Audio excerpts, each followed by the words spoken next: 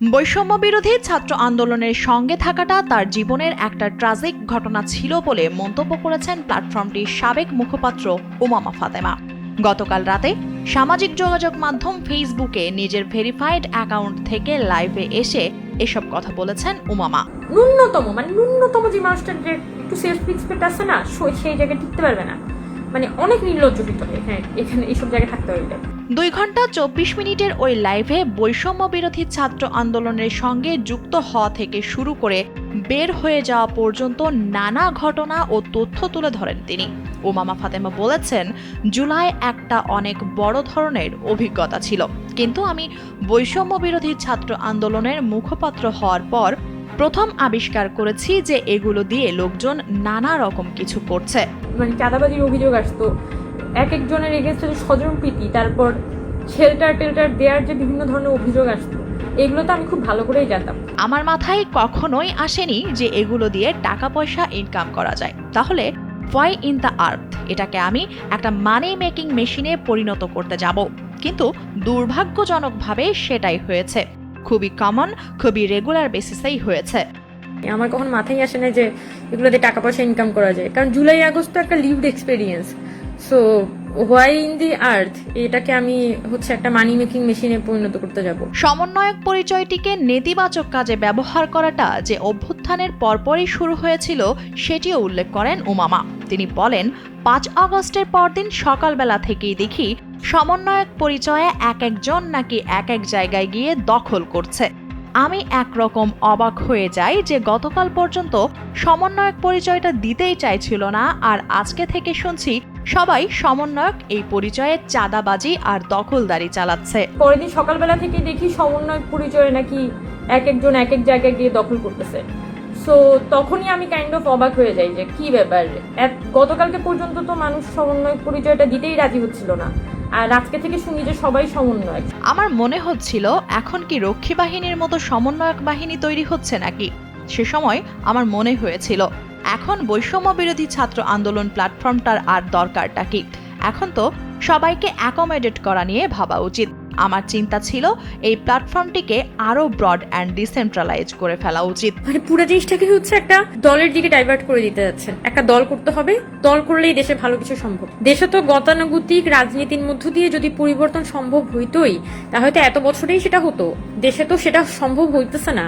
ওমামা মনে করতেন তার এই চিন্তা ভুল ছিল। এই প্ল্যাটফর্মটা ওই সময় থেকে যাওয়ার অনেকগুলো ডিমেরিটস তিনি এখনো ভোগ করছেন, কিন্তু ওই সময় এই কথাটা বলে তিনি অনেক মানুষকে শত্রু বানিয়ে ফেলেছেন। আমাকে জুতার পাপোশের মতো করে আমাকে ব্যবহার করা হচ্ছে। আমার সাথে এমন ভাবে ব্যবহারগুলো করতেছে যে আই এম নাথিং, এবং আমি একটা ওয়েস্টেজ প্রোডাক্ট। আমাকে যে কোনো ভাবে হোক এখান থেকে ছুঁড়ে ফেলে দেওয়া যায়। জুলাই গণ অভ্যুত্থানের সময় উমামা ফাতেমা ছিলেন ছাত্র ফেডারেশনের ঢাকা বিশ্ববিদ্যালয় শাখার সদস্য সচিব। অভ্যুত্থানের পর তিনি ছাত্র ফেডারেশন থেকে পদত্যাগ করেন। তখন থেকে বৈষম্য বিরোধী ছাত্র আন্দোলনের অনেকে তার সঙ্গে যোগাযোগ করতেও শুরু করেন। পরে গত বছরের অক্টোবরে তাকে এই প্ল্যাটফর্মের মুখপাত্রের দায়িত্ব দেওয়া হয়। বৈষম্য বিরোধী ছাত্র আন্দোলনে যোগ দেওয়ার পর নিজের নানা তিক্ত অভিজ্ঞতার কথা তুলে ধরে উমামা ফাতেমা বলেন, বৈষম্য বিরোধী ছাত্র আন্দোলনের সবগুলো সিদ্ধান্ত হেয়ার রোডে, অর্থাৎ উপদেষ্টাদের বাসভবনে বসে ঠিক করা হতো, সেগুলোই বাস্তবায়ন হতো। যে মানুষগুলো এই জুলাইয়ের মধ্য দিয়ে হেঁটে গেছে, এই জুলাইয়ের মধ্য দিয়ে লিটারেলি আন্দোলনের ফ্রন্টে ছিল, তারা যখন খুবই চিপ কাজ করে ওইটা আসলে নেওয়া যায় না। কান্নাজড়িত কণ্ঠে ওমামা বলেন, আমি পুরো প্রক্রিয়া থেকে বিচ্ছিন্ন হয়ে যাচ্ছি বলে মনে হতো। সবকিছুই হিজিবিজি লাগতো। মাসের পর মাস স্ট্রেসফুল অবস্থার মধ্যে দিয়ে গিয়েছি। বিষয়গুলো এত অদ্ভুত ছিল যে কোনো কিছুর কোনোই ঠিক ছিল না। চাঁদাবাজির যেই অভিযোগ আসতো এক একজনের বিরুদ্ধে, যে স্বজনপ্রীতি আর শেল্টার দেওয়ার অভিযোগ আসতো, এগুলো তিনি ভালো করেই জানতেন। শুধু চট্টগ্রামের কাহিনী সলভ করতে গেলে অনেকের প্যান্ট খুলে যেত, এরকম আরো অনেক জেলার কাহিনী আছে। এগুলো ধরতে গিয়ে তিনি দেখেছেন এগুলো অনেক দূর পর্যন্ত ইতিমধ্যে গড়িয়ে গেছে। আমি মুখপাত্র হওয়ার পরে প্রথম আবিষ্কার করছি যে এগুলা দিয়ে লোকজন আসলে নানান কিছু করতেছে, লাইক টেন্ডার বাণিজ্য করতেছে, তদবির বাণিজ্য করতেছে, ডিসি নিয়োগ করতেছে। 31 ডিসেম্বর জুলাই ঘোষণাপত্র দেওয়ার পর যেই কর্মসূচি দেওয়া হয়েছিল সেটাও হঠাৎ করেই জানানো হয়েছিল উল্লেখ করে উমামা ফাতেমা বলেন, পরে আর সেটা দেওয়া হয়নি। এই পুরো ব্যাপারটা নিয়ে তিনি বিরক্ত ছিলেন। জানুয়ারির 10 থেকে 15 তারিখের মধ্যেই তিনি শুনতে পান যে তারা দল গঠনের প্রক্রিয়ায় ঢুকে গেছে। তিনি দলের সঙ্গে যেতে আগ্রহী ছিলেন না। জানুয়ারির শেষ দিকে তিনি ঠিক করে ফেলেন যে বৈষম্য বিরোধী ছাত্র আন্দোলনের সঙ্গে তিনি আর থাকছেন না। ফেব্রুয়ারির দ্বিতীয় সপ্তাহে প্ল্যাটফর্মের কয়েকজন এসে তাকে অনুরোধ করে বলেন, আপু আপনি আসেন, আমরা নতুন করে এই প্ল্যাটফর্মটাকে গড়ে তোলার চেষ্টা করি। পরে একসময় অভিযোগ করা হয় তিনি প্ল্যাটফর্ম দখলের চেষ্টা করেছেন। তিনি বলেন তিনি এটাকে সবসময় দায়িত্ব হিসেবেই দেখেছেন। এই প্ল্যাটফর্মকে তিনি তার কাছে খুব বেশি মূল্যবান মনে করেননি, যদিও অনেকের কাছে খুবই মূল্যবান ছিল, কারণ এটি নিয়ে ডিসিএসপি কার্যালয় সহ বিভিন্ন সরকারি দপ্তরে দৌড়ানো যেত। আমাকে কিন্তু ওনারাই বলছে এবং খুবই সুন্দর করেই বলছে, এবং আমিও আমার জায়গা থেকে যথেষ্ট ক্লিয়ারলি বলছি, কারো কথার মধ্যেই কোনো অস্পষ্টতা ছিল না।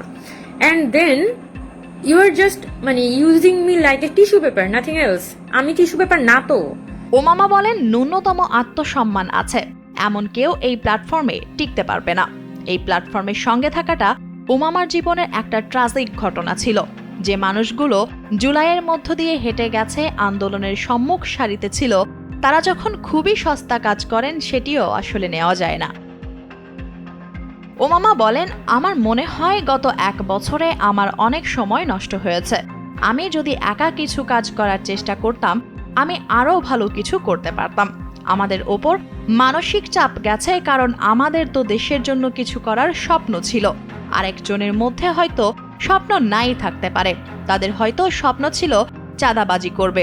আমাকে ডেকে এনে আপনি একটা টিস্যু পেপারের মতো ব্যবহার করেছেন, কিন্তু আমি টিস্যু পেপার নই। ফেসবুক লাইভের শেষাংশে উমামা ফাতেমা বলেছেন, জুলাই একটা অনেক বড় ধরনের অভিজ্ঞতা ছিল, সবার জন্যই বড় একটা ট্রমা বলা যায়। মানুষ রাস্তায় যেই পরিমাণ ফাইট করেছে সেটা অবিশ্বাস্য। আমার মাথায় একবারও আসেইনি যে এটা দিয়ে টাকা ইনকাম করা যায়। আমি মুখপাত্র হওয়ার পর প্রথম আবিষ্কার করেছি যে এগুলো দিয়ে লোকজন নানা কিছু করছে, টেন্ডার বাণিজ্য, তদবির বাণিজ্য, ডিসি নিয়োগ, তমুক জায়গায় অমুক কাজ, এগুলো নাকি অহরহ করে বেড়াচ্ছে। মুখপাত্র হওয়ার আগে এগুলো নিয়ে আমার কোনো ধারণাই ছিল না। যে I am Umama Fatema, I am not a sellable commodity. আমি যেখানে ছিলাম সেখানেই থাকবো, আমি এখানেই থাকবো, আমি এখানেই টিকে থাকবো। এবং আমি একদিনে জুলাইয়ে আমার জীবন শুরু হয় নাই, এই জুলাইয়ে শেষও হবে না, আরো বহু জুলাই আসবে, আরো বহুবার এই রাস্তায় হাঁটাই হবে। উমামা ফাতেমা আরো বলেন, অনেকে বলেন যে আমি 1000 কোটি টাকা কামিয়েছি, কিন্তু আমি এটুকুই বলতে পারি, I have a pretty good life. আমি যথেষ্ট ওয়েল অফ ফ্যামিলি থেকে বিলং করি। জীবন এত খারাপ অবস্থা আসেনি। আমার বিদেশে যেতে স্কলারশিপের জন্য দরকার নেই এসব পরিচয়। আল্লাহ আমাকে সিজিপিএও ভালো দিয়েছেন, আমি ভালো সাবজেক্টেও পড়েছি। সৌভাগ্যজনকভাবে আমার পরিবারের আমার প্রতি সেই সাপোর্টও আছে। তারা আমাকে কোনো মানি মেকিং মেশিন হিসেবে ব্যবহার করে না। পরিবার আমাকে একটা হিউম্যান বিং হিসেবে দেখে এবং চাই দেশের জন্য যেন আমি ভালো কিছু করতে পারি।